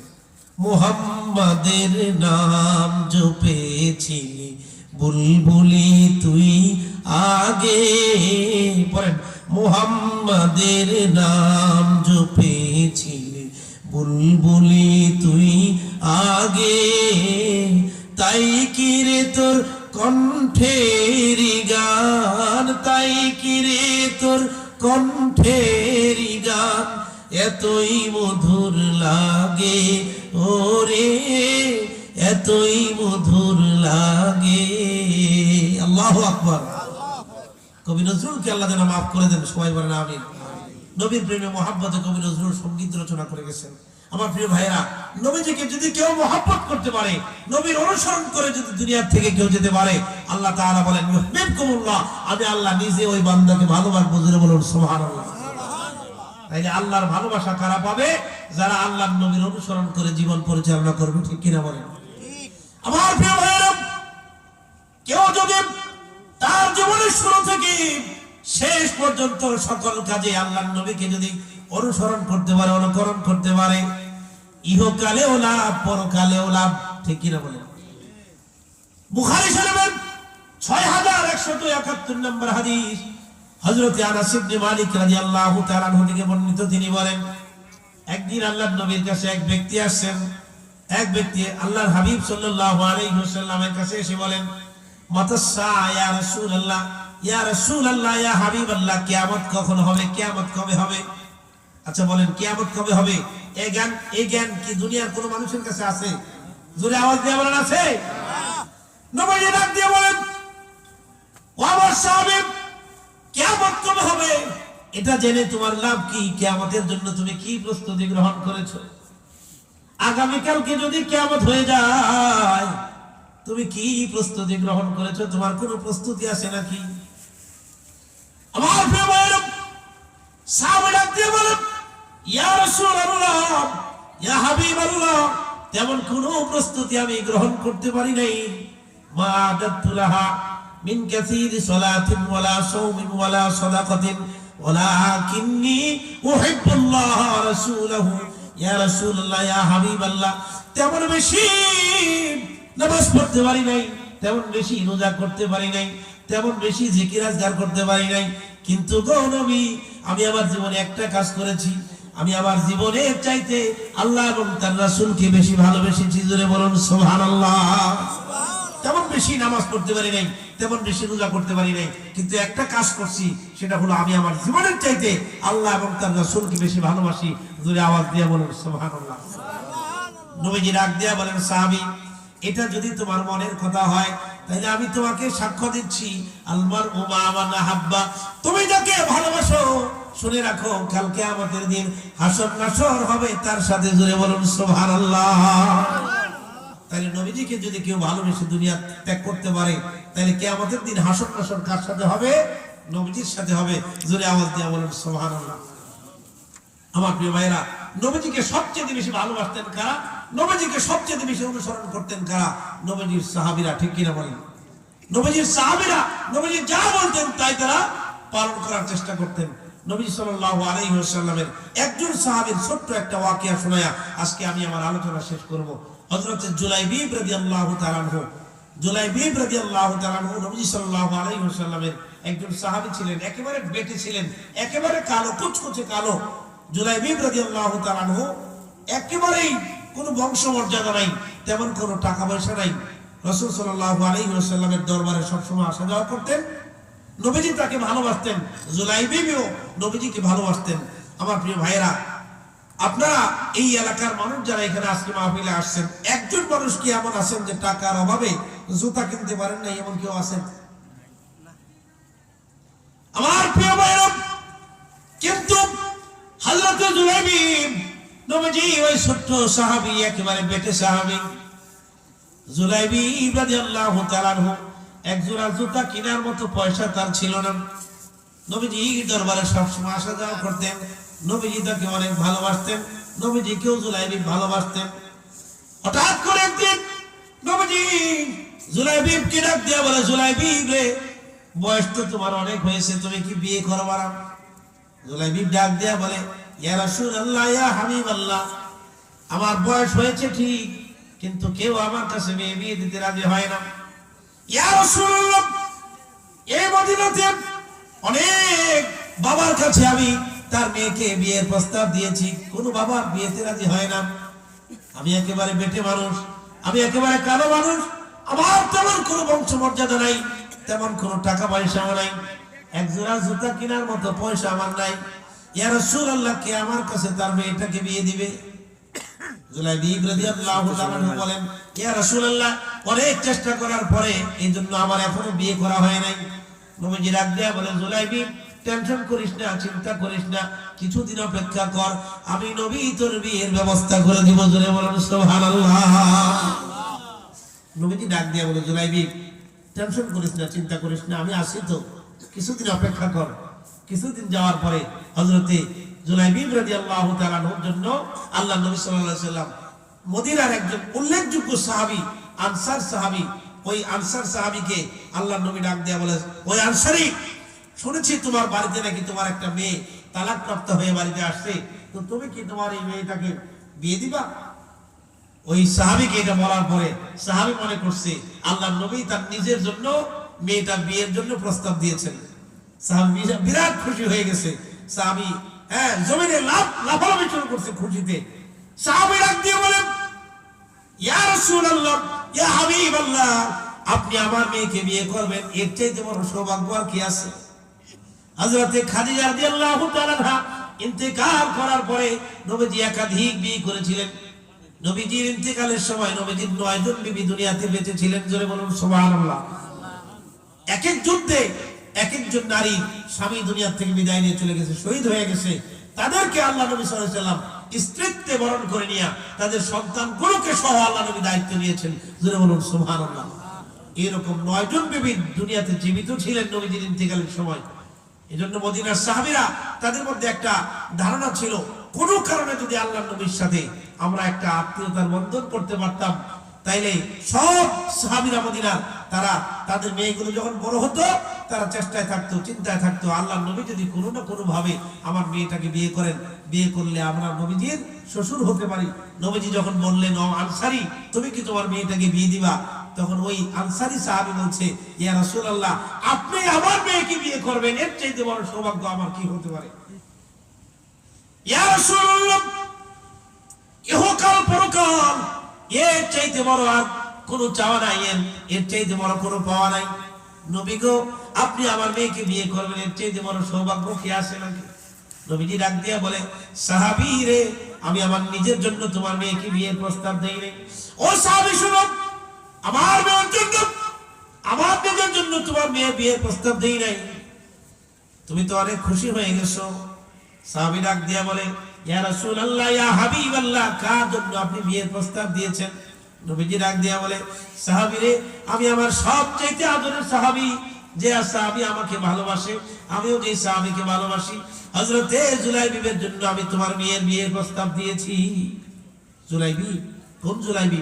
ইয়া রাসূলুল্লাহ, মদিনার সব ঘরে ঘরে গিয়া যে জুলাইবি মানুষকে হাসি আনন্দ দেয়, সেই মজা করে, ওই জুলাইবি তো একেবারে বেটি মানুষ, কালো মানুষ, কুচকুচে কালো, তার তেমন কোনো বংশমর্যাদা নেই, টাকা পয়সা নাই।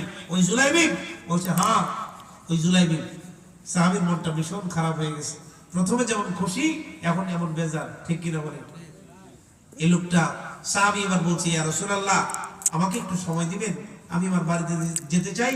বাড়িতে গিয়া আমি আমার ওয়াইফের সাথে, আমি আমার স্ত্রীর সাথে পরামর্শ করতে চাই, গিয়ে দেখি আমার ওয়াইফ কি বলে। আগে কিন্তু পরামর্শের কথা বলে নাই, এবার বাড়িতে চলে গেছে।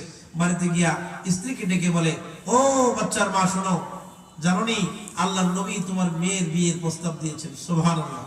মহিলা অনেক খুশি হয়ে গেছে, স্বামীর মতো আগে যেমন খুশি স্বামী হয়েছিল এমন খুশি হয়ে গেছে।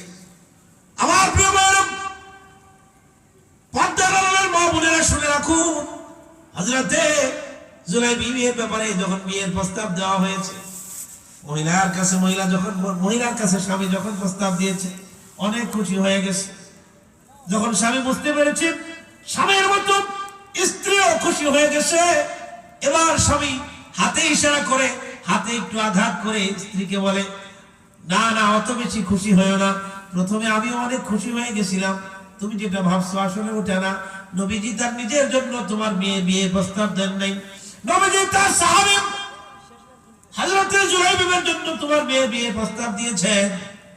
মহিলা এই কথা শোনার পরে আকাশ থেকে পড়ে গেছে। মহিলা বলে, জিন্দেগিতে যদি কোনোদিন আমাদের মেয়েকে বিয়ে দিতে না হয়, তারপরে জুলাইবিবের মতো কোনো ছেলের কাছে যেন আমাদের মেয়েকে আমরা বিয়ে দিব না।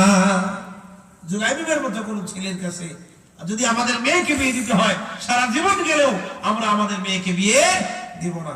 আচ্ছা বলেন, বাবা মা তার আদরের মেয়েটাকে বিয়ে দেওয়ার জন্য ভালো একটা পাত্র খুঁজে কিনা? যদি বলেন খুঁজে কিনা? পাত্রের টাকা আছে কিনা, সুন্দর চেহারা কিনা, পাত্রের বংশমর্যাদা আছে কিনা, ঠিক কিনা বলেন? ভালো একটা চাকরি বাকরি আছে কিনা, পাত্র বিদেশি কিনা, অনেক টাকা পয়সার মালিক কিনা, ব্যবসা বাণিজ্য আছে কিনা, এগুলো খুঁজে, ঠিক কিনা বলেন? মহিলা বলছে যে, কি দেখে জুলাইবিবের কাছে আমরা বিয়ে দিব?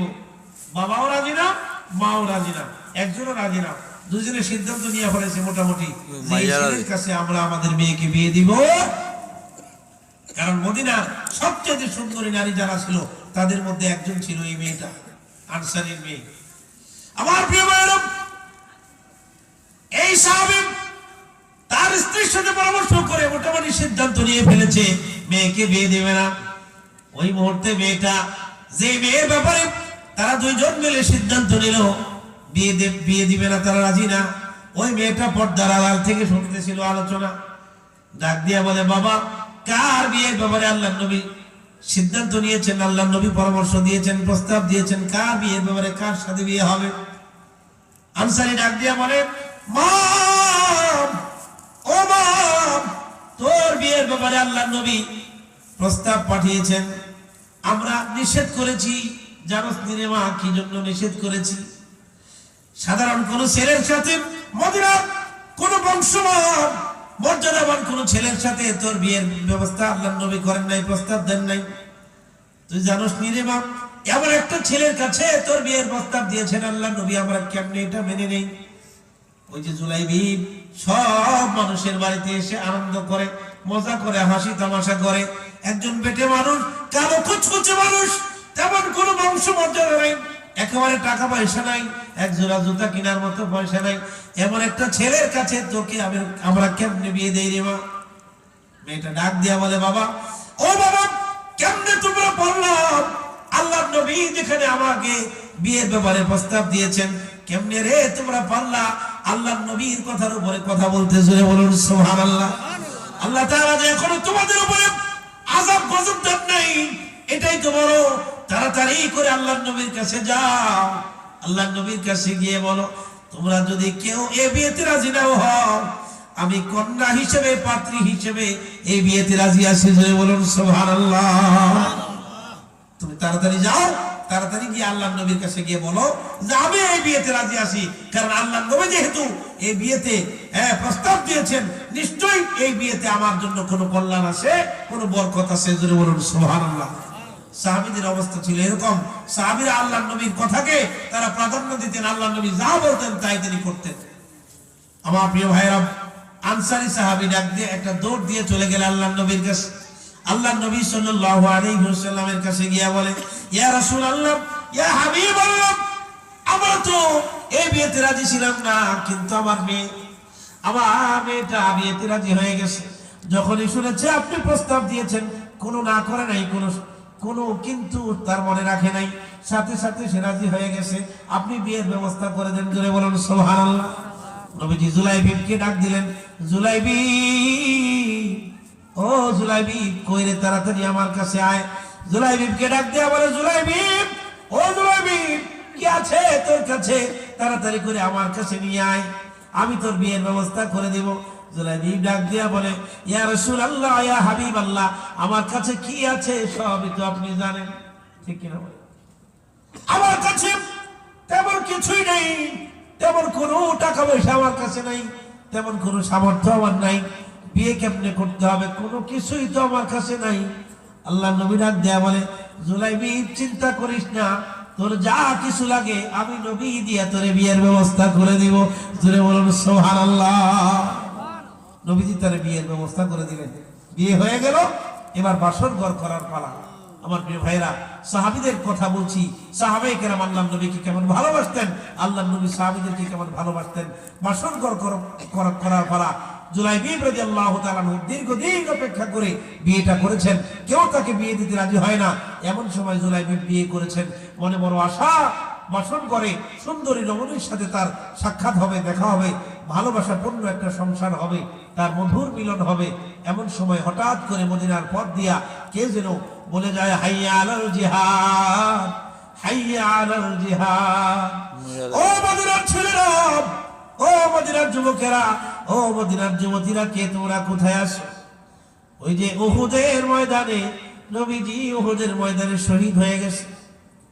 আমার প্রিয় ভাইরা, হযরত জুলাইবিবের কানে উহুদের ময়দানে নবীজি শহীদ হয়ে গেছে, এই খবর যখন আসলো, এলান যখন আসলো, জুলাইবিব রাদিয়াল্লাহু তাআলা আনহু বাসর ঘরের চিন্তা সাথে সাথে মাথার থেকে ঝেড়ে ফেলে দিলেন। সুবহানাল্লাহ।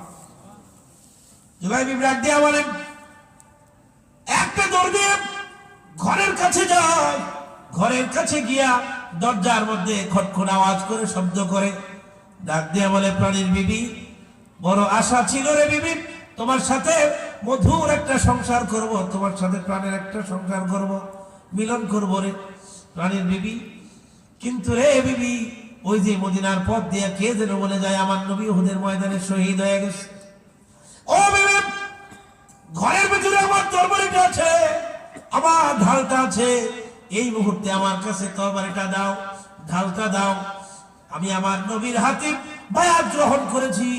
কোনদিন যদি আল্লাহর প্রেমে, নবীর প্রেমে, দ্বীনের জন্য যদি যুদ্ধ করতে হয়, জিহাদ করতে হয়, তাহলে সাথে সাথে জীবনের মায়া ত্যাগ করে নিজের জীবন দিয়ে ইসলামের জন্য আমি জিহাদ করব, যুদ্ধ করব। এজন্য আমি নবীজির হাতে বায়াত গ্রহণ করেছি। ও প্রাণের প্রেমে, দেরি করো না, তাড়াতাড়ি করে ঢালটা দাও, তরবারিটা দাও। তোমার কোনো হক আমি আদায় করতে পারি নাই। তোমাকে বিয়ে করেছি, তোমার সাথে এখনো বাসর হয় নাই, তোমার কোনো হক আমার আদায় করা হয় নাই। বিবিরে আমারে ক্ষমা করে দিও। এই যুদ্ধের ময়দান থেকে আমি যদি ফিরে আসতে পারি, গাজী হইয়া তোমার কাছে আসতে পারি, তোমার সাথে সংসার হবে। আর যদি ওই যুদ্ধের ময়দানে আমি শহীদ হয়ে যাই, যে আল্লাহ রাব্বুল আলামিনের জন্য আমি যুদ্ধ করতে যাচ্ছি, ওই মাবুদ মেহেরবান কিয়ামতের দিন তোমার সাথে আমার সাক্ষাৎ ঘটায় দিবেন। জোরে বলুন সুবহানাল্লাহ। সাহাবীরা কেমন ভালোবাসতেন আল্লাহর নবীকে, নবীর শাহাদাতের খবর শুনে। অথচ আল্লাহর নবী কিন্তু উহুদের ময়দানে শহীদ হন নাই, নবীজি বেঁচে আছেন। কিন্তু শয়তান খবর পৌঁছায় দিয়েছে, পুরা মদিনার মধ্যে খবর পৌঁছায় দিয়েছে। কাফেররা বলতেছে যে মুহাম্মদ, ইন্না মুহাম্মাদান কদ কুতিলা, মুহাম্মদকে হত্যা করা হয়েছে। নাউজুবিল্লাহ বলেন। আমার প্রিয় ভাইয়েরা, জুলাইবিব রাদিয়াল্লাহু তাআলা আনহু তরবারি নিয়ে, ঢাল নিয়ে একটা দৌড় দিয়ে চলে গেলেন উহুদের ময়দানে। অনেকগুলো কাফের সৈন্যকে হত্যা করে জুলাইবিব রাদিয়াল্লাহু তাআলা আনহু ওখানে নিজেও কি হয়ে গেলেন, শহীদ হয়ে গেলেন। আমার প্রিয় ভাইয়েরা, উহুদের ময়দানে যুদ্ধ শেষ হয়ে গেল। যুদ্ধ শেষ হয়ে যাওয়ার পরে আল্লাহর হাবিব সাল্লাল্লাহু আলাইহি ওয়াসাল্লাম সাহাবীদেরকে বলছেন, সাহাবীরা যারা উহুদের ময়দানে যুদ্ধে শহীদ হয়ে গেছে, তাদের লাশগুলোকে তোমরা বিনা গোসল কবর দিবা। বিনা গোসল কবর দেওয়ার জন্য প্রস্তুতি শুরু হয়ে গেছে। সবগুলো সাহাবীর লাশ যারা উহুদের ময়দানে শহীদ হয়ে গেছে, তাদের লাশগুলো একত্রিত করো। প্রশ্ন আসতে পারে, শাহাদায়ে কেরামদেরকে বিনা গোসল কেন কবর দেওয়া হয়? জবাব হলো, কিয়ামতের দিন কঠিন মুসিবতের সময় শাহাদায়ে কেরাম আল্লাহর সামনে উঠে দাঁড়াবে। আল্লাহ তাআলা তাদেরকে ডাক দিবেন, ও আমার বান্দারা, তোমাদের গায়ে এত রক্ত কেন? তারা জবাব দিবে, আল্লাহ গো, তোমার দ্বীন বিজয়ের জন্য, তোমার দ্বীনকে বিজয় করার জন্য, তোমার নবী মুহাম্মদকে ভালোবেসে আল্লাহ তোমার প্রেমে দুনিয়ার জমিনে জিহাদ করতে গিয়া আমরা শহীদ হয়ে গেছি। রক্ত মাখা অবস্থায় আমাদেরকে দাফন করা হয়েছিল, বিনা গোসল আমাদেরকে দাফন করা হয়েছিল। তাই রক্ত মাখা অবস্থায় তোমার সামনে দাঁড়ায় গেছি। জোরে বলুন সুবহানাল্লাহ। সব মানুষের কবরে সওয়াল জবাব হবে, কিন্তু শহীদদের কবরে সওয়াল জবাব হবে না। জোরে বলুন সুবহানাল্লাহ। সব মানুষ ইমানদার যারা আছে তাদেরকে জিজ্ঞাসা করা হবে, মান রব্বুকা ওয়া মান নাবিয়ুকা ওয়া মা দীনুকা ওয়া মা ইলমুকা। কিন্তু যারা শহীদ হয়ে গেছে তাদেরকে এই প্রশ্ন করা হবে। কারণ কি? শহীদদের প্রতি আল্লাহ সন্তুষ্ট হয়ে গেছেন, তাদের ঈমানের পরীক্ষা আগেই হয়ে গেছে। ঠিক কিনা বলেন? আমার প্রিয় ভাইরা, উহুদের ময়দানে 70 জন সাহাবী আল্লাহর দ্বীনকে বিজয় করতে গিয়া নিজেরা নিজের জীবনটাকে বিলায় দিয়েছে। সাহাবীদের লাশগুলো একত্রিত করার জন্য আল্লাহর নবী যখন বললেন, সবগুলো সাহাবীর লাশ একত্রিত করা হলো। কিন্তু কোন জায়গায় হযরত জুলাইবিবের লাশটা খুঁজে পাওয়া যায় না। নবীজি ডাক দিয়ে বলে, সাহাবীরা শুনুন, এই উহুদের ময়দানে আমার জুলাইবিব ছুটি ছিল, বিয়ে করেছে, তাকে আমি ছুটি দিয়েছিলাম, যুদ্ধে আসতে হবে না। কিন্তু আমার জুলাইবিব যখন শুনলো আমি উহুদের ময়দানে শহীদ হয়ে গেছি, আমার জুলাইবিব তার বাসর ঘরের কথা বলে গিয়ে আমার কাছে চলে আসে। আমার প্রিয় সাহাবীরা শুনুন, যারা আবার গিয়ে খুঁজো, আমার যেটা মনে হয় জুলাইবিব ছোট্ট মানুষ কোথাও কোনো এক জায়গায় পড়ে আছে, তোমরা তার লাশটা গিয়ে খুঁজে বের করে নিয়ে আসো।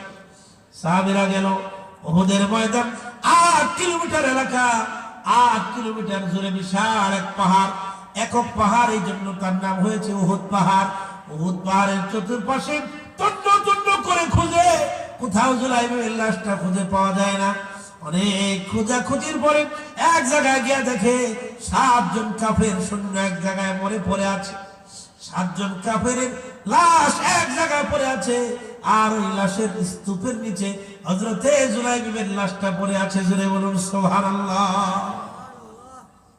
জুলাইবিবের লাশ 7 জন কাফের নিচে পড়ে আছে জুলাইবিবের লাশ। সাহাবায়ে কেরাম জুলাইবিবের লাশটাকে টেনে টেনে ওখান থেকে বের করলেন। বের করার পরে আল্লাহ নবী সাল্লাল্লাহু আলাইহি ওয়াসাল্লামের কাছে নিয়ে আসলেন। নবী সাল্লাল্লাহু আলাইহি ওয়াসাল্লাম জুলাইবিবের লাশটা দেখে নবী সাল্লাল্লাহু আলাইহি ওয়াসাল্লাম আগায় গিয়া হাত দুইটা এরকম করে দিলেন, নিজে কোলে নিলেন, কাঁধে নিলেন। রাসূল সাল্লাল্লাহু আলাইহি ওয়াসাল্লাম চুমু খেলেন আর বললেন যে যেই জুলাইবিব আমার প্রেমে মহব্বতে নিজের জীবনটাকে মিলাই দিল, 7 জন কাফেরকে হত্যা করলো, ওই জুলাইবিব হলো আমার উত্তরাধিকারী, আমি হলাম জুলাইবিবের উত্তরাধিকারী। জোরে আওয়াজ দিয়ে বলুন সুবহানাল্লাহ।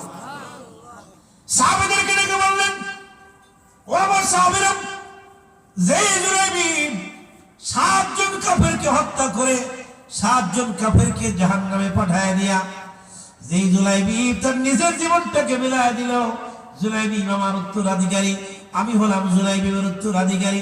তোমরা সব সাহাবীকে নিজে নিজে দাফন কাফন করো, আমি নবী আমার প্রিয় সাহাবী জুলাইবিবকে দাফন করব। জোরে বলুন সুবহানাল্লাহ। আমার প্রিয় ভাইরা, এজন্য আল্লাহর প্রিয় হতে হলে, আল্লাহর প্রেমিক হতে হলে 1 নম্বর কাজ আল্লাহর নবীকে ভালোবাসা। আমরা ভালোবাসতে রাজি আছি ইনশাআল্লাহ। নবীর প্রেমে মহব্বতে নিজের জীবনটাকে যদি আমাদের কখনো মিলিয়ে দিতে হয়, তাহলে আমরা কি দিতে পারবো ইনশাআল্লাহ। আল্লাহ তাআলা আল্লাহর হাবিব বলছেন, লা ইউমিনু আহাদুকুম হাত্তা আকুনা আহাব্বা ইলাইহি মিন ওয়ালিদিহি ওয়া ওয়ালাদিহি ওয়ান নাসি আজমাইন। ও পৃথিবীর মানুষ শোনো, ও পৃথিবীর মুমিন যারা আছে শোনো, তোমরা অতক্ষণ পর্যন্ত পরিপূর্ণ ঈমানদার হতে পারবে না যতক্ষণ না আমি নবীকে তোমাদের জীবনের চাইতে বেশি ভালোবাসবে। জোরে আওয়াজ দিয়ে বলুন সুবহানাল্লাহ। নিজের জীবনের চাইতে আমাদেরকে আল্লাহর নবীকে বেশি ভালোবাসতে হবে, ঠিক কিনা বলেন?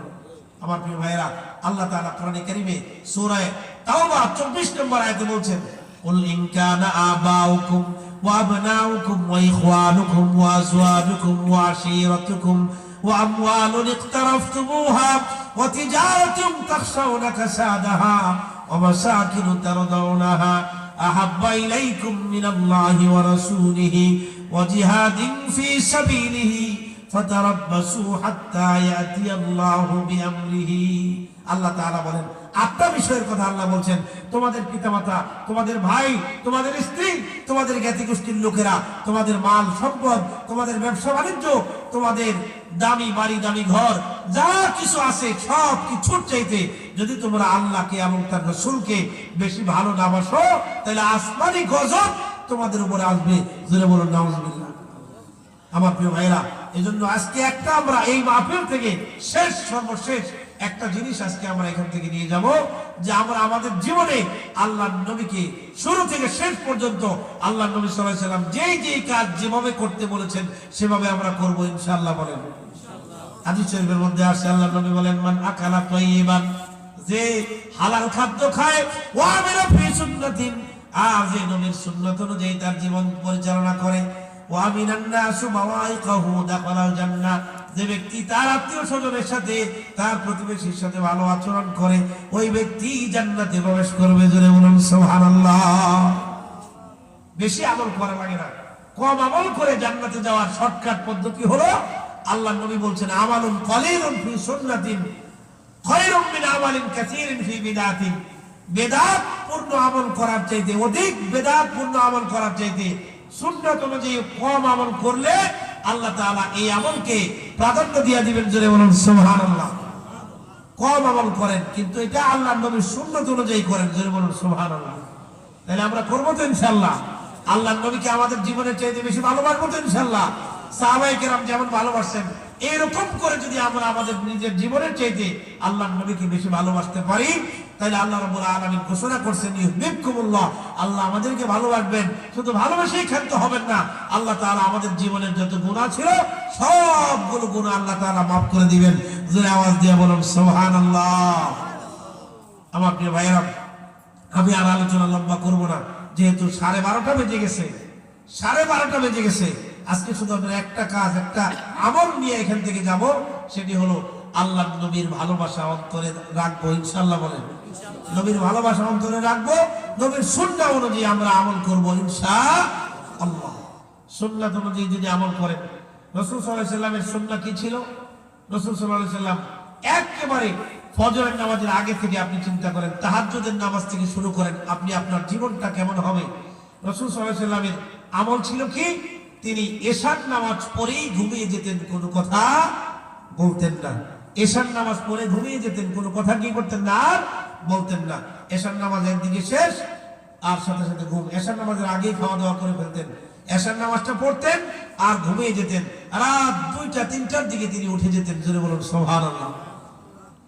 তাহাজ্জুদের নামাজ পড়তেন। তাহাজ্জুদের নামাজ আদায় করার পরে ফজরের নামাজের আযান যখন হতো, ফজরের নামাজ তিনি আদায় করতেন, বসে বসে তাসবিহ তাহলিল করতেন। সূর্য উদয় হয়ে যাওয়ার পরে আবার তিনি নামাজ আদায় করতেন। নামাজ আদায় করে এরপরে তিনি জাগতিক যত কাজ আছে সবগুলো কাজ জোহরের নামাজের আগ পর্যন্ত করতেন। জোরে বলুন সুবহানাল্লাহ। জোহরের নামাজের আগ পর্যন্ত করতেন। রাসূল সাল্লাল্লাহু আলাইহি ওয়াসাল্লাম বলছেন এই সময়টা হলো বরকতের সময়। ফজর থেকে জোহরের নামাজের পর্যন্ত আগের দিনের আমাদের বাপ চাচা যারা ছিলেন তাদের মধ্যে আমরা কি দেখতাম, তারা ফজরের নামাজ পড়ে কেউ আর ঘুমায়া থাকতো না, ঠিক কিনা বলেন? ফজরের নামাজ পড়ে দেখতাম নাঙ্গল জোয়াল নিয়ে মাঠে ময়দানে তারা চলে যেতেন, গিয়া 1 বিঘা ক্ষেত 2 বিঘা ক্ষেত হাল চাষ করিয়া মই দিয়া তারপরে আসে নাস্তা খাইতো। এরকম ছিল কি ছিল না? কিন্তু এখন ঘুম থেকে উঠে সকাল 9টার সময়, ঠিক কিনা বলেন? দিন শুরু হয় 10টায়, আবার রাত্রে ঘুম তো এশার পরে তো দূরের কথা, এশার পরে রাত্রে শুরু হয়, ঠিক কিনা বলেন? রাত্রে 2টা 3টা বাজে গিয়া শয়, ফজরের নামাজ পড়ে না। তাহাজ্জুদ তো দূরের কথা, ফজরের নামাজই মুসলমান কি করে না, পড়ে না। জোহরের নামাজ পর্যন্ত আল্লাহ নবী সাল্লাল্লাহু আলাইহি ওয়াসাল্লাম কি করতেন, কাজ করতেন। আরবের লোকেরা, আমি আল্লাহ তাআলা তৌফিক দিয়েছিলেন গত 2 বছর আগে উমরা করার জন্য মক্কায় গেছি আমার প্রিয় ভাইরা। তো মক্কায় হেরাম শরীফে ফজরের নামাজ আদায় করার পরে আমি আমার আব্বা এবং আম্মা দুজনকে নিয়ে গেলাম, তাদের হাত ধরে নিয়ে গেলাম জাবালে নূর পাহাড়ে যাব। জাবালে নূর পাহাড় একটু দূরে, ওখান থেকে যেতে হয় ট্যাক্সিতে করে। তো ট্যাক্সি আসতেছে আসতেছে, বাংলাদেশের অনেক ট্যাক্সিওয়ালা আসছে, পাকিস্তানের ট্যাক্সিওয়ালা আসছে। তাদেরকে জিজ্ঞাসা করলাম, ভাই যাবেন জাবালে নূর? বলছে যাবো। ভাড়া কত? 50 রিয়াল, 40 রিয়াল। তো একজন সৌদি আরবের একজন ব্যক্তি তিনি আসছেন, জিজ্ঞাসা করলাম কাম উজরা, ভাড়া কত? বলছে এই শুন মানে 20 রিয়াল। তো একটু কম পাইলাম, চিন্তা করলাম উঠে যাই। উঠলাম, ভালো লাগলো, কথাবার্তা বললাম আরবিতে, অনেকক্ষণ কথা ওনার সাথে হলো। জিজ্ঞাসা করলেন তুমি কেমনে আরবি পারো? বললাম আমি ছোটবেলা থেকে মাদ্রাসায় পড়াশোনা করেছি, আর হাফিজুল কোরআন, আলহামদুলিল্লাহ হিফজ কমপ্লিট করেছি। গোটা কোরআন 30 পারা কোরআন আল্লাহ আমার সিনার মধ্যে দিয়েছেন, আলহামদুলিল্লাহ। উনি অনেক খুশি হয়ে গেলেন। কথাবার্তা বলতে বলতে এক পর্যায়ে তিনি আমাদেরকে জাবালে নূর পাহাড়ে নিয়ে গেলেন। জাবালে নূর পাহাড়, যেই পাহাড়ের উপরে আল্লাহ নবী সাল্লাল্লাহু আলাইহি ওয়াসাল্লামের কাছে 30 পারা কোরআন যখন নাযিল শুরু হয়, যেই পাহাড়ে, ওই পাহাড়ের গুহায়, হেরা পর্বতের এই গুহায়, হ্যাঁ, এটা দেখার জন্য আমরা ওখানে গেলাম। তো যাওয়ার সময় উনি আমাদেরকে যখন ট্যাক্সি থেকে নামায় দিলেন, নামায় দেওয়ার সময় পকেটে আমার 50 রিয়াল ছিল, 100 রিয়াল 50 রিয়াল ছিল। তো 50 রিয়ালের একটা নোট আমি বের করে দিলাম। বের করে দেওয়ার পরে উনি আমাকে বললেন কাইফা নুসাররিফু, আমি কেমনে ভাঙাবো এটা, আমার কাছে তো ভাঙতে নাই। তো আমি বললাম আমি কেমনে ভাঙাবো, আমি তো বাংলাদেশি, আপনি তো সৌদি, আপনি ভাঙায় নেন। তো উনি বারবার আমাকে বলছেন যে ভাই আপনি একটু ভাঙায় দিলে আমার জন্য ভালো হয়। আমি বললাম ভাই আমি কেমনে ভাঙায় দেব, তো আপনি যদি একটু হেল্প করেন। একটা সময় আমি তাকে দেখে অবাক হয়ে গেলাম। কেন অবাক হলাম জানেন? যে লোকটা ট্যাক্সি চালায় আমাদেরকে জাবালে নূরে নিয়ে আসলো, এই লোকটার একটা পা অচল। জোরে বলুন সুবহানাল্লাহ। আমার প্রিয় ভাইরা, লোকটা আমাকে ডাক দিয়ে বলেন, ও প্রিয় ভাই কেমনে টাকা ভাঙাবো, আপনি একটু চেষ্টা করে ভাঙায় দেন। আমি 2-3টা দোকানে ওখানে গেলাম, একটা দোকানেও তখন 50 রিয়ালের ভাঙতি নাই। উনি তখন শেষ পর্যন্ত কি করলেন, যেহেতু তিনি সৌদি আরব, তিনি একটা স্ট্রেচারে ভর করে যখন গাড়ি থেকে বের হলেন, অবাক হয়ে গেলাম। কত বাংলাদেশি, কত পাকিস্তানি, যাদের কাছে আমি পরিচয় দিলাম আমরা বাংলাদেশি, আমাকে নিয়ে জাবালে নূরে যান। তারা 50 রিয়াল চাইলো, 40 রিয়াল চাইলো। এই লোকটা 20 রিয়াল করে আমার কাছে আসছে। তাকে আমি এই মুহূর্তে ভাঙতি টাকা না দিতে পারলে টাকা আমি কোত্থেকে দিব? পেনশন হয়ে গেলাম, চিন্তায় পড়ে গেলাম। আমার প্রিয় ভাইয়েরা, লোকটা 2-3টা দোকান দেখার পরে হঠাৎ করে লোকটা আমাকে বলছি, ভাই আপনি আপনার মোবাইল নাম্বারটা আমাকে দিয়ে দেন।